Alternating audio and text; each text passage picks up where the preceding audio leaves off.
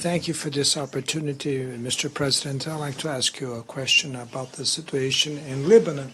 Apenas dia, mais de 500 So over 500 people were actually killed, and now the Israeli military personnel, they announced that they are preparing for a land attack in Lebanon. And how do you, sir, assess this? And do you think maybe it's time to ask for a global weapons embargo to Israel? Thank you. I think it's important for us to remember that in Lebanon, the total of death toll is 625. It's the largest number of death toll since the civil war that lasted between 87 and 90. It's important also to remember that 93 women have passed away, 50 children, 258 people that were injured, and actually 10,000 people were forced to retreat and were dislodged from their homes.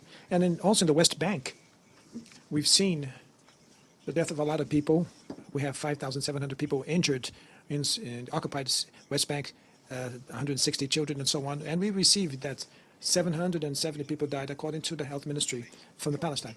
And besides what I call the genocide, it's important to remember that Prime Minister Netanyahu, he was put on trial by the ICC, the International Criminal Court, and he's convicted as Putin was condemned. And it's important that many discussions were made in the UN Security Council, and many attempts of peace and to ceasefire were passed, and he does not abide to these resolutions. And so that's why we are in this fight to strengthen the UN as a tool that has the strength to make the decisions and make things happen. Well, sincerely, I believe that the countries that sustain the speeches of Prime Minister Netanyahu, I think that these countries that support him should make a more endeavor so that this genocide should stop, because we are now under a situation on one side taking care of the planet to see if we have a better quality of life for the planet and we can reduce the greenhouse gas emissions and to diminish the fires and conserve the forest and the water. And on the other hand, on the other side, human beings killing themselves. There's no explanation for that. And so I condemn in a very strong way this kind of behavior from the Israeli government, that I'm sure, absolutely sure, that the majority of the people of Israel does not agree with this genocide. I'm sure of that.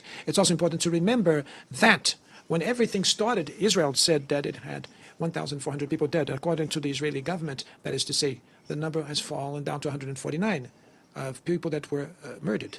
And so we're fighting to free the hostages from Hamas. It's meaningless. It is meaningless to keep people hostage, innocent people. And so it's important that Hamas give its share of the contribution so that we can have much more emphasis and demand on the Israeli government to release the hostages so that things can go back to normality. So that's it. I think that humanity cannot live with and accept and consider normal what's going on in Israel and what's going on in the Gaza Strip and what's going on in Sudan, Yemen, and West Bank that is occupied.